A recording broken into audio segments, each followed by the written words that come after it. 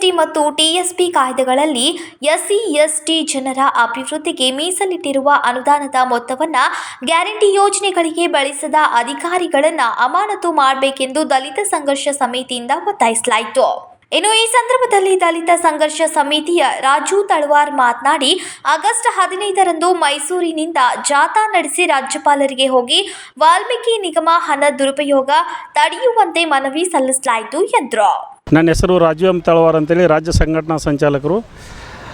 ಇವತ್ತಿನ ಕರ್ನಾಟಕ ದಲಿತ ಸಂಘರ್ಷ ಸಮಿತಿ ಮತ್ತು ರಿಪಬ್ಲಿಕನ್ ಪಾರ್ಟಿ ಆಫ್ ಇಂಡಿಯಾ ಜಂಟಿಯಲ್ಲಿ ಸರ್ಕಾರ ಗ್ಯಾರಂಟಿಗಳಿಗೆ ಬಳಸ್ಕೊಂಡಿರ್ತಕ್ಕಂಥ SC ST ಅನುದಾನವನ್ನು SCP ಮತ್ತು TSP ಅನುದಾನವನ್ನು ವಿರೋಧಿಸಿ ಇಡೀ ರಾಜ್ಯಾದ್ಯಂತ ನಾವು ಹೋರಾಟನ ಮಾಡ್ತಾಯಿದ್ದೇವೆ ಸರ್. ಆಗಸ್ಟ್ 15ರಂದು ಮೈಸೂರಿನಲ್ಲಿ ಒಂದು ಕಾಲ್ನಡಿಗೆ ಜಾಥಾನ ಮಾಡಿ ಸುಮಾರು 6 ದಿನಗಳ ಕಾಲ ಕಾಲ್ನಡಿಗೆ ಜಾಥಾ ಮಾಡಿ ಬೆಂಗಳೂರಲ್ಲಿ ರಾಜ್ಯಪಾಲರಿಗೆ ಮನವಿಯನ್ನು ಕೊಟ್ಟಿದ್ದೆವು. ಆ ವಿಚಾರವಾಗಿ ಮುಂದುವರೆದ ಭಾಗವಾಗಿ ಈ ಹೋರಾಟ ಪ್ರಾರಂಭ ಆಗಿದೆ. ಈ ರಾಜ್ಯ ಸರ್ಕಾರ ದಲಿತ ವಿರೋಧಿ, ಬಡವರು ವಿರೋಧಿ ಸರ್ಕಾರ ಆಗಿದೆ. ಈ ಸರ್ಕಾರ ನಮ್ಮ ಹಣವನ್ನು ನಮ್ಗೆ ಕೊಡಬೇಕಂತಕ್ಕಂಥ ಆಲೋಚನೆ ಇಟ್ಕೊಂಡು ಈ ಹೋರಾಟನ ಪ್ರಾರಂಭ ಮಾಡಿದೆವು ಸರ್. ರಾಜು ಎಂ ತಳವಾರ್, ರಾಜ್ಯ ಸಂಘಟನಾ ಸಂಚಾಲಕರು, ರಾಯಬಾಗ್.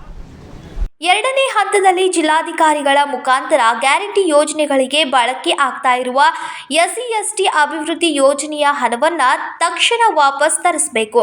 ಅನುದಾನ ಹಂಚಿಕೆ ಮತ್ತು ದುರುಪಯೋಗದ ಮೇಲೆ ನಿಗಾ ವಹಿಸಲು ಸಮಿತಿ ರಚಿಸಬೇಕು ಎಂದರು. ಸಂಕಲ್ಪ ಶಿಂದೆ, KMM ಕನ್ನಡ, ಬೆಳಗಾವಿ.